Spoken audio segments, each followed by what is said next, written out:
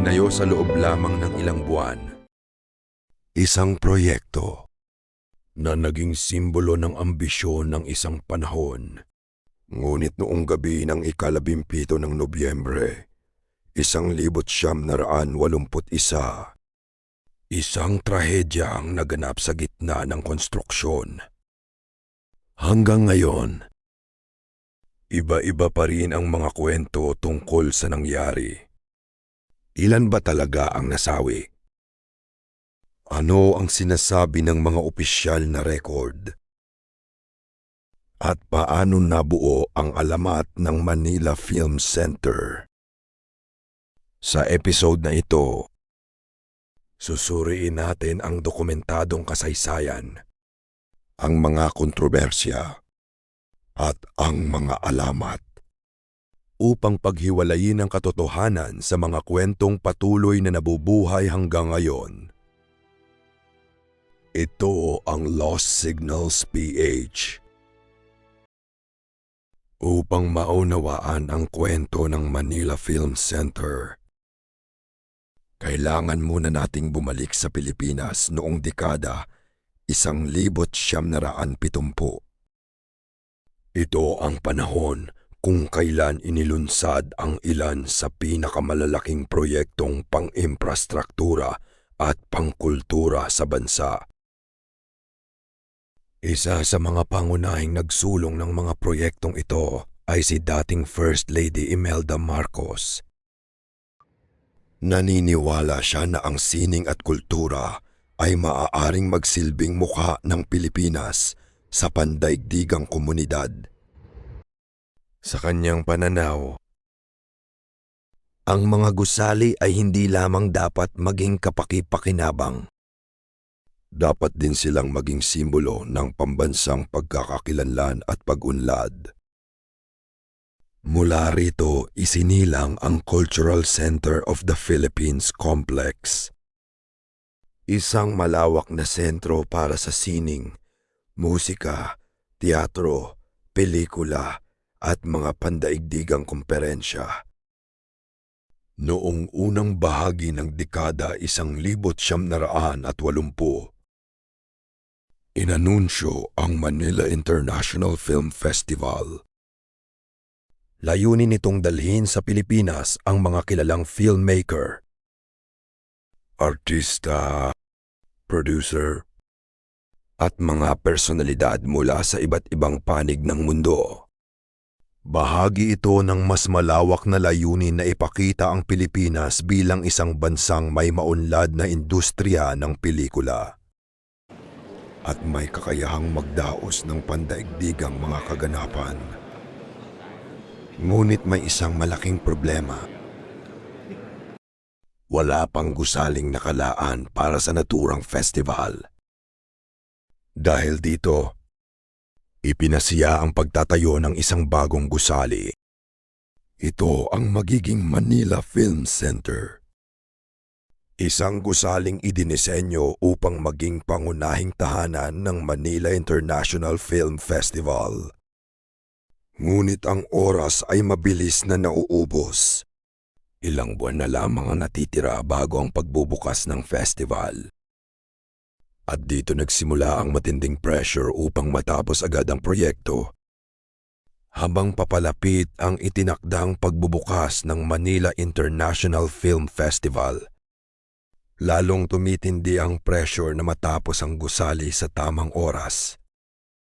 Ayon sa iba't ibang ulat, halos araw at gabi ang naging trabaho sa construction site. Layunin ng mga kontraktor at manggagawa na maihabol ang target na petsa ng pagbubukas. Sa laki ng proyekto, isa itong napakalaking hamon. Libu-libong metro kubiko ng konkreto ang kailangang maibuhos. Bakal ang kailangang ikabit. At iba't ibang bahagi ng gusali ang kailangang matapos halos sabay-sabay. Araw-araw, maraming manggagawa ang pumapasok sa site upang matiyak na hindi maaantala ang schedule. Sa mga sumunod na taon, Lumaganap ang iba't ibang kwento tungkol sa bilis ng konstruksyon. Madalas marinig ang pahayag na natapos umano ang gusali sa loob lamang ng 70 araw. Gayunpaman, may iba't ibang paraan ng pagbibilang sa panahong ito.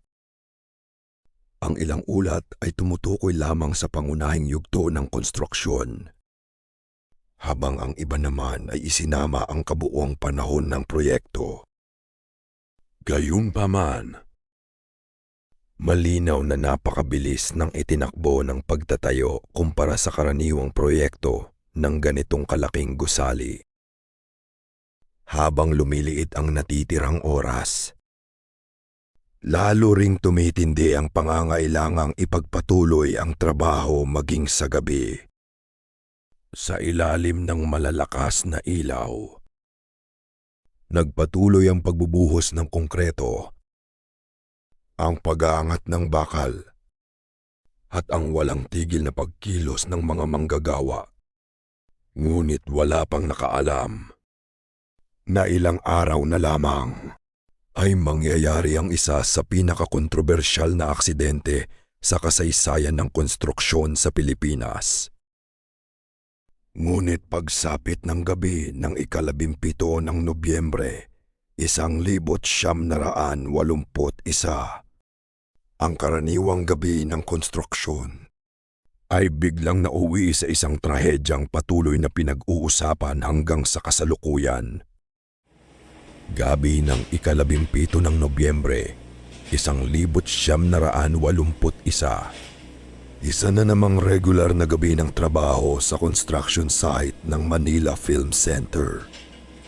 Sa ilalim ng malalakas na floodlight, nagpatuloy ang pagbubuhos ng konkreto sa isa sa mga nakataas na bahagi ng gusali. Tulad ng mga nagdaang gabi, abala ang mga manggagawa sa pagtupad sa mahigpit na schedule.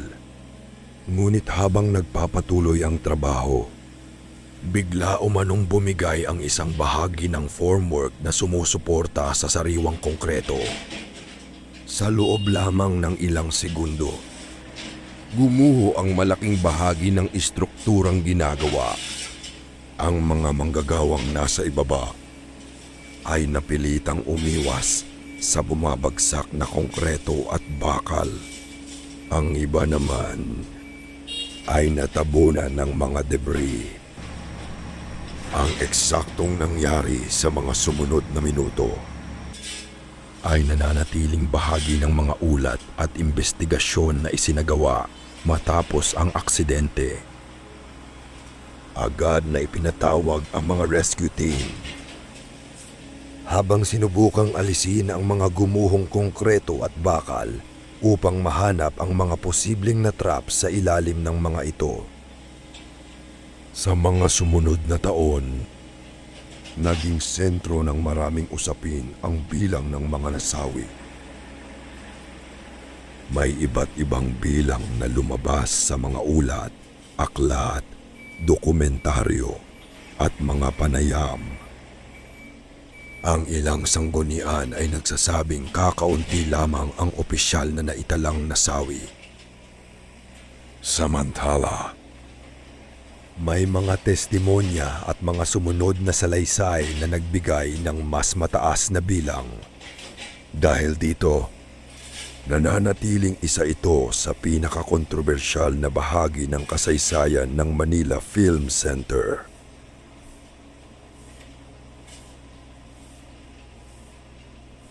Sa kabila ng trahedya, may isa pang desisyong ginawa matapos ang aksidente na hanggang ngayon ay patuloy pa ring pinagtatalunan. Ipinagpatuloy ba ang Manila International Film Festival? Matapos ang pagguho, agad na nagsimula ang rescue operation. Layunin ng mga rescuer na mahanap at mailigtas ang mga manggagawang maaaring naipit sa ilalim ng mga gumuhong konkreto at bakal. Habang lumilipas ang mga oras, naging mas mahirap ang operasyon dahil sa bigat ng mga debris at sa panganib ng karagdagang pagguho. Sa mga sumunod na araw, nagsimula ring lumabas ang iba't ibang ulat tungkol sa bilang ng mga nasawi. Dito nagsimula ang isa sa pinakamalaking kontrobersiya sa kasaysayan ng Manila Film Center. Ayon sa mga opisyal na ulat noong panahong iyon, limitado ang bilang ng mga kumpirmadong nasawi. Ngunit pagkalipas ng mga taon, may mga dating manggagawa, mamamahayag, at iba pang individual na nagbahagi ng iba't ibang salaysay. Ang ilan sa mga ito ay nagsasabing mas marami ang naging biktima kaysa sa opisyal na bilang.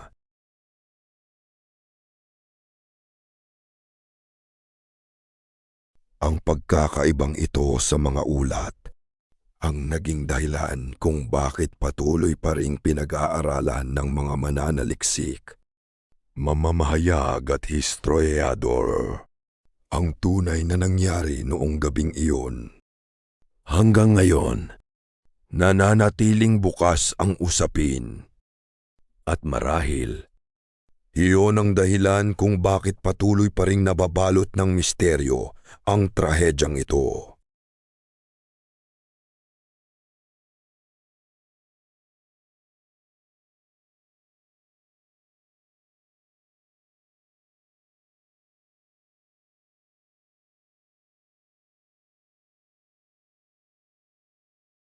Sa kabila ng trahedyang naganap, hindi tuluyang natigil ang paghahanda para sa Manila International Film Festival. Isa itong desisyong patuloy na pinag-uusapan hanggang sa kasalukuyan. Marami ang nagtatanong, bakit itinuloy pa rin ang festival sa kabila ng nangyari? Ang Manila International Film Festival ay bahagi ng mas malawak na layunin ng pamahalaan noong panahong iyon. Naipakilala ang Pilipinas bilang isang sentro ng sining at pelikula sa Asya.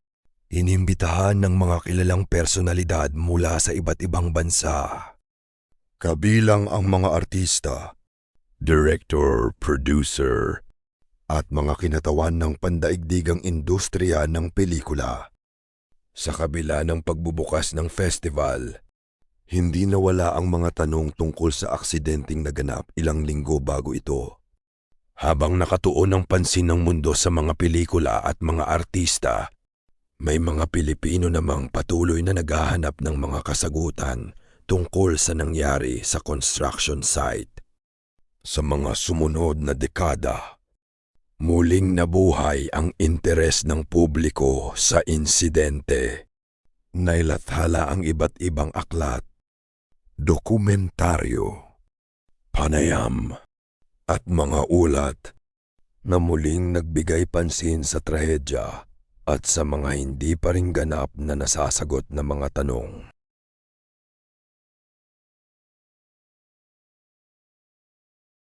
Habang lumilipas ang panahon, unti-unti ring nagbago ang imahe ng Manila Film Center. Mula sa pagiging simbolo ng isang malaking proyekto, naging isa rin itong sentro ng iba't ibang kwento at paniniwala. Ngunit ang pinakakilalang bahagi ng kwento ng Manila Film Center ay hindi tungkol sa arkitektura o sa film festival. Ito ay tungkol sa mga kwentong nagsimulang kumalat pagkalipas ng maraming taon. Paano nga ba nabuo ang alamat na ang Manila Film Center ay isa sa mga pinakapinagmumultuhang gusali sa Pilipinas? Sa paglipas ng mga taon, unti-unting nabuo ang isa sa pinakasikat na urban legend sa Pilipinas. Maraming nagsimulang magsabi na may kakaibang nangyayari sa loob ng Manila Film Center. Ngunit saan nga ba nagsimula ang mga kwentong ito? Sa iba't ibang panayam, artikulo, at mga programang tumalakay sa gusali, may ilang dating empleyado, security personnel, at mga bisita na nagsabing nakaranas umano sila ng mga kakaibang pangyayari. Ayon sa ilan sa mga salaysay, may mga pagkakataong nakaririnig umano sila ng mga yabag kahit wala namang ibang tao sa paligid. Ang iba naman ay nagsabing may naririnig silang mahinang boses o tila may mga taong nag-uusap sa malalayong bahagi ng gusali.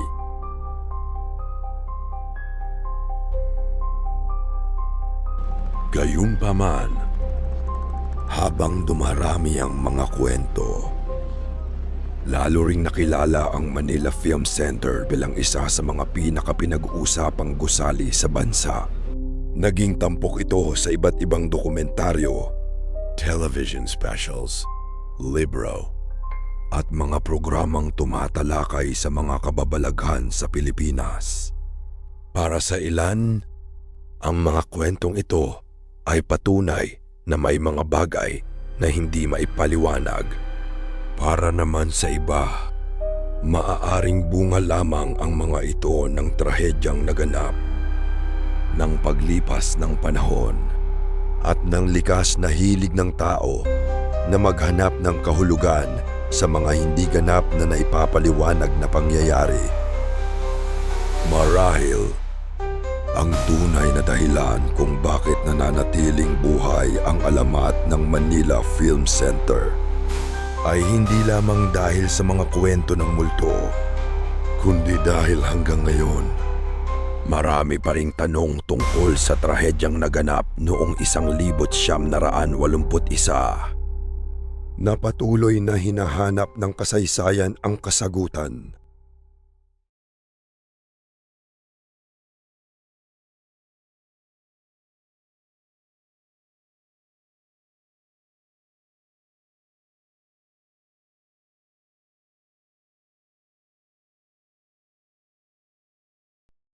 Mahigit 4 na dekada na ang lumipas mula nang mangyari ang trahedya sa Manila Film Center. Ngunit hanggang sa kasalukuyan, nananatiling isa ito sa mga pinakapinag-usapang gusali sa Pilipinas. Hindi lamang dahil sa arkitektura nito, kundi dahil sa kasaysayang nakaukit sa bawat bahagi nito. Sa paglipas ng panahon, nagkaroon na rin ng iba't ibang gamit ang gusali. Bahagi ito ng Cultural Center of the Philippines Complex at patuloy na nagsisilbing venue para sa ilang pampublikong aktibidad at mga produksyon. Gayunpaman, hindi kailanman nawala ang interes ng publiko sa kasaysayan nito. Marahil, ang tunay na dahilan kung bakit hindi nalilimutan ang Manila Film Center ay hindi lamang dahil sa mga kwento ng kababalaghan. Ito ay dahil sa mga tanong na hanggang ngayon ay patuloy pa ring pinag-aaralan ng mga historiador, mamamahayag, at mga mananaliksik. Ang Manila Film Center ay maaaring tingnan sa iba't ibang paraan. Para sa ilan, isa itong mahalagang bahagi ng kasaysayan ng sining at pelikula sa Pilipinas. Para naman sa iba, isa itong paalala ng isang trahedyang nagdulot ng maraming tanong. At para sa iba, isa itong gusaling nababalutan ng mga alamat na patuloy na ipinapasa sa bawat henerasyon. Ang Manila Film Center ay nananatiling isa sa mga pinakakilalang gusali sa kasaysayan ng Pilipinas. Hindi lamang dahil sa arkitektura nito, kundi dahil sa mga pangyayaring nagbigay rito ng natatanging lugar sa ating pambansang alaala. Ang ilang bahagi ng kwento ay malinaw na naitala sa kasaysayan. Ang iba naman ay patuloy na pinagdedebatehan at ang ilan ay nananatiling bahagi ng mga alamat na nabuo sa paglipas ng panahon. Ano man ang ating paniwalaan, ang pinakamahalaga ay patuloy nating pag-aralan ang ating kasaysayan gamit ang mga mapagkakatiwalaang sanggunian, habang nagbibigay rin ng paggalang sa mga taong naging bahagi ng mga pangyayaring ito. Sapagkat sa pag-unawa sa ating nakaraan, mas nauunawaan natin ang ating kasalukuyan.